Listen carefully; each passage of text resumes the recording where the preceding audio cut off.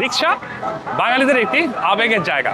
বাংলাদেশ যাতায়াত ব্যবস্থার জন্য রিক্সা হচ্ছে অন্যতম একটি মাধ্যম।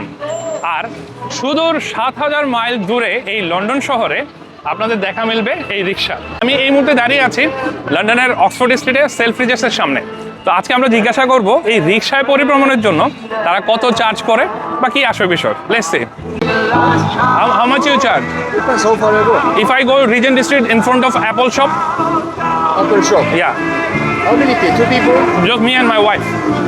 15 each. Okay let's go. আমরা রিক্সায় উঠে বসলাম।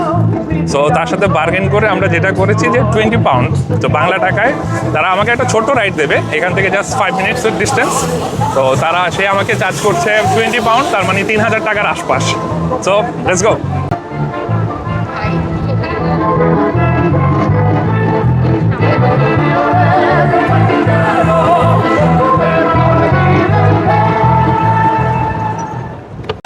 সো আমাদের রাইড শেষ, আমরা এখন পে করব। সো আমাদের ভাড়া আসছে 20 পাউন্ডস। থ্যাংক ইউ দাদা। যারা আপনারা এই রিক্সার রাইড নিতে চান তাদের চলে আসতে হবে লন্ডনের অক্সফোর্ড স্ট্রিট অথবা রিজেন্ট স্ট্রিট এলাকায়। আর এই ধরনের বাঙালিদের নিয়ে ভিডিও দেখতে বাঙালি লন্ডনের চ্যানেলের সাথেই থাকুন। And till then be happy.